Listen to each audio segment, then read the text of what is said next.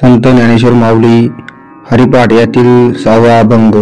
साधुबोध झाला तो निर्णय आठेला, ठाईचा मुराला अनुभवी। कापुराच्या वाती उजळली ज्योती, ठाईची समाप्ती झाली जैशी। मोक्षरेखी आला भाग्य विंटला, साधूचा अंकेला हरिभक्त। ज्ञानदेवा गोडी संगती सजनी, हरिदिशे जनिवनी आत्मतत्वी। याचा भावार्थ, साधूच्या संतांच्या उपदेशाचा ज्याला बोध झाला तो संसारात न उरता राहतो, म्हणजे स्वतःच्या अधिष्ठानात मुरून जातो आणि आपल्या ठिकाणी तो मुरून जातो असा त्याला अनुभव येतो। साधू उपदेश सर्वांनाच करतात, पण त्या उपदेशाचा बोध मात्र थोड्यांनाच होतो।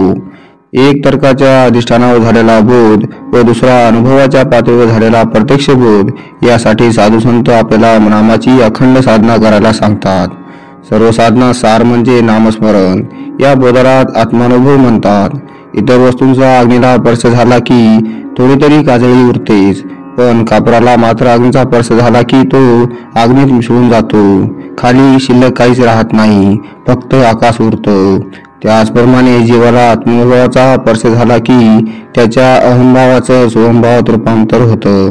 त्याच्या ठिकाणी जीवाभावाचा लोप होऊन आत्मभाव उदयास येतो। मी देह आहे ही वृत्ती जाते व मी आत्मा आहे ही वृत्ती जागृत होते। काही काळाने ही वृत्ती मरून जाते व आत्मस्वरूप फक्त शिल्लक राहतं। संत संगतीने हरिभक्त साधूच्या अंकित झाला की मग त्याचं भाग्य उजळून जातं आणि मग त्याच्या संसारातील आसक्ती कमी होत व शेवटी नाहीशी होते। मग त्या भक्ताला आपल्या हृदयात भगवंताचं दर्शन होतं आणि मग त्याला मोक्षप्राप्ती होते। ज्याला मोक्षाची तळमळ असते त्याला मुमुक्षू म्हणतात। मोक्षप्राप्ती होणे हा त्याचा एकच ध्यास असतो। ज्ञानेश्वर माऊली म्हणतात की साधकाला सज्जनाच्या आसक्तीत अतिशय गोडी असली की संतांनी केलेल्या उपदेशाचा बोध होऊ लागतो।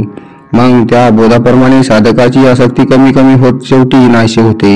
मग त्याला मोक्षप्राप्ती होते व सर्वत्र हरित दिसू लागतो, जनात दिसू लागतो, वनात दिसू लागतो। इतकंच काय तर आत्मरूपात देखील त्याला हरित दिसू लागतो। ज्यात हरी नाही असा एक अणू सुद्धा या जगात नाही असं त्याला अनुभवास येतं।